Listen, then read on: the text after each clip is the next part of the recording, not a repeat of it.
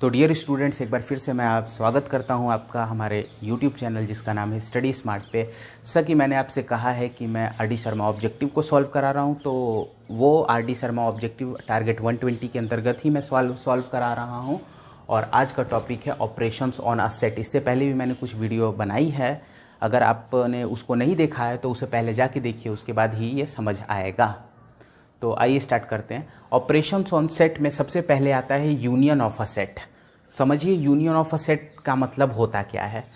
All those elements which belong to, ध्यान रखिएगा कि यहाँ पे एंड और जो है इसका मतलब अच्छे से समझ लीजिएगा, जिससे कि इनइक्वालिटी जब मैं पढ़ाऊँ तो आपको प्रॉब्लम ना हो।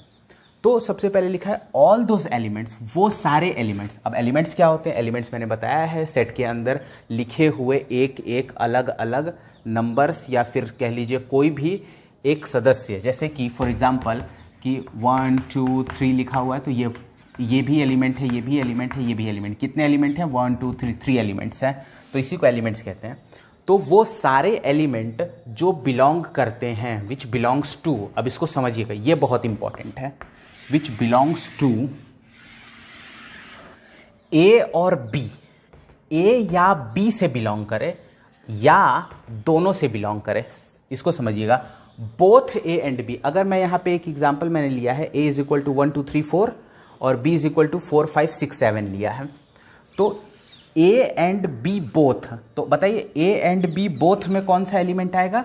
एक एलिमेंट आएगा 4, क्योंकि ये दोनों में है, दोनों में कॉमन है। तो इस एंड का मतलब होता है कॉमन, तो एंड का मतलब होता है कॉमन, तो दोनों में कॉमन कौन सा हुआ? 4 हुआ। उसके बाद इतना काम खत्म हो गया, इतने स्टेटमेंट को आपने समझ लिया। इसका मतलब होता है जो कॉमन हो दोनों में, ए और बी में कॉमन जो हो वो एंड से रिप्रेजेंट किया गया है, जो हमें 4 मिला है। उसके बाद कह रहा है, उसके बाद ये और को हटा दीजिए, उसके बाद इन दोनों को देखिए, ए और बी, ए या बी, ए या बी का मतलब है कि इसको हटाने के बाद बोथ वाला तो हट गया, अब बचा जो ए में वो वाला और जो बी में बचा उस सब को लिख देंगे उसमें। तो ए यूनियन बी यहाँ पे क्या हो जाएगा? 1 2 3 4 5 6 एंड 7। तो इससे एक और चीज हम लोगों ने समझा कि और का मतलब होता है, और का मतलब होता है यूनियन, और एंड का मतलब होता है कॉमन पॉइंट। तो कॉमन को इंटरसेक्शन से लिखते हैं, ये अभी आगे पता चलेगा, लेकिन फिलहाल के लिए ये समझ लीजिए, एंड का मतलब होता है इंटरसेक्शन, कॉमन पॉइंट, और का मतलब होता है यूनियन। तो ये वाला पार्ट खत्म हुआ। अब यहाँ पे देखिए, इसी को एक और तरीके से लिखा जा सकता है, ए यूनियन बी, ये सेट बिल्डर फॉर्म में लिखा हुआ है, x such that x belongs to A. देखिए कोई एक एलिमेंट एक्स है, वो ए से भी बिलोंग कर रहा है और एक्स बी से भी बिलोंग कर रहा है। बीच में देखिए और लगा हुआ है, और का मतलब होता है यूनियन, ध्यान रखिएगा। तो इस तरीके से भी इसको लिखा जा सकता है। नेक्स्ट है, अगर आपके पास, ये समझ लीजिए, उसके बाद एक हमारे पास यूनिवर्सल है। यूनिवर्सल सेट वो सेट होता है जो दिए हुए सेट के सारे एलिमेंट जिसमें प्रेजेंट रहते हैं उसको यूनिवर्सल सेट कहते हैं। कहने का मतलब है ऑल रिलेटेड सेट्स। जैसे ए है, बी है, तो यूनिवर्सल में ए और बी दोनों प्रेजेंट रहेंगे।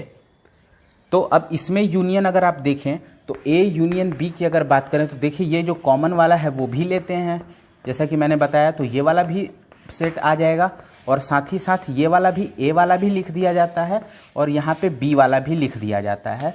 तो ये वाला पूरा आया अपना, ये वाला भी आ गया, और ये वाला भी आ गया पूरा।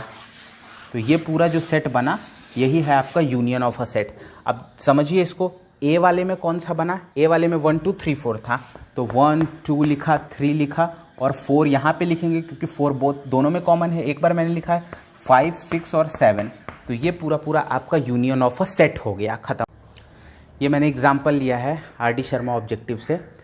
देखिए यहाँ पे लिखा हुआ है कि a is equal to x such that x is equal to 2n + 1, n belongs to z, मतलब रियल, z मतलब integer, and b is equal to x such that x is equal to 2n and n belongs to z, मतलब integer. समझिएगा थोड़ा सा, a union b आपको निकालना है। Option आपके पास दिया हुआ है, n का मतलब नेचुरल नंबर, z का मतलब आपका इंटीजर हो जाएगा, और r का मतलब हो जाएगा आपका रियल नंबर, और इस r का भी मतलब रियल नंबर होगा। लेकिन एक रियल नंबर को पॉजिटिव होना चाहिए, एक को निगेटिव होना चाहिए, लेकिन ऑप्शन में ऐसा ही RR दिया हुआ है, हो सकता है बाय डिफ़ॉल्ट गड़बड़ हो गया हो। तो अब यहाँ पे सबसे पहले कि ये जो दिया हुआ है हमें सेट बिल्डर फॉर्म में दिया हुआ है, ये भी सेट बिल्डर फॉर्म में दिया हुआ है। वैसे तो आप सेट बिल्डर से ही सॉल्व कर सकते हैं, लेकिन क्योंकि आपको समझ आए इसलिए मैं इसको ब्रेक करूँगा रूस्टर फॉर्म में, और अभी आप भी रूस्टर फॉर्म में ही ब्रेक करके करने की कोशिश करिएगा, जिससे कि 2 बार आपका रिवीजन होगा। एक तो रूस्टर बनाना अच्छे से आ जाएगा, और साथ ही साथ आपका और भी आगे का रिवीजन होते रहेगा।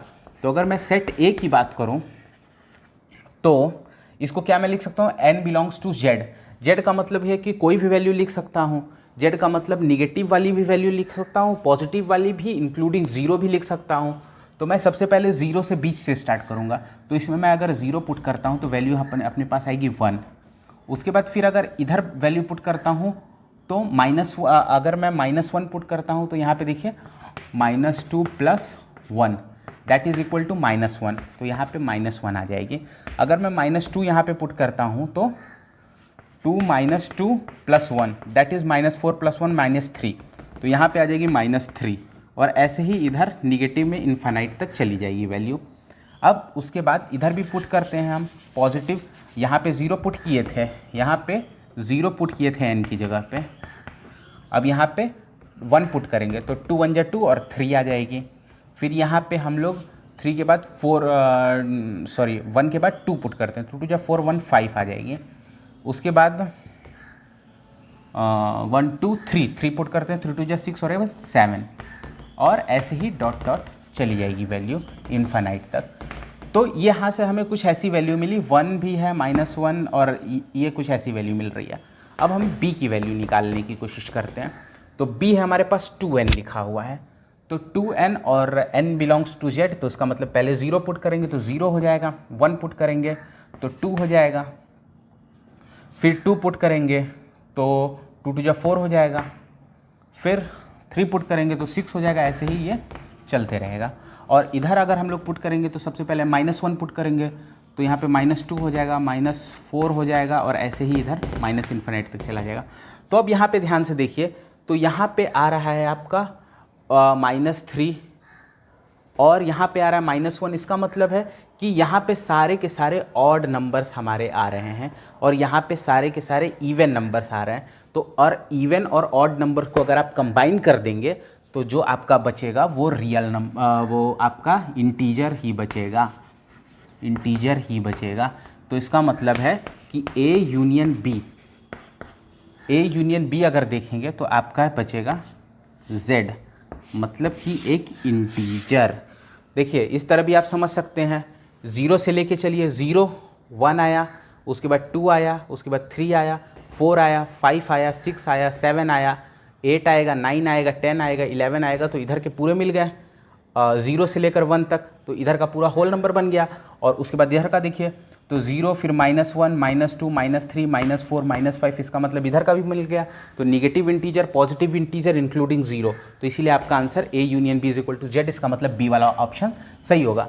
तो उम्मीद करते हैं कि ये क्वेश्चन अच्छे से समझ में आया होगा। अगर नहीं समझ में आया है तो प्लीज़ कमेंट करके ज़रूर बताएं, जिससे कि हम और अच्छे तरीके से समझाने की कोशिश कर पाएँ अगली बार। तो आगे देखते हैं कि अब आगे के क्या टॉपिक है, तो बने रहिए हमारे साथ। बंद नहीं की ना उसको बंद कर दी।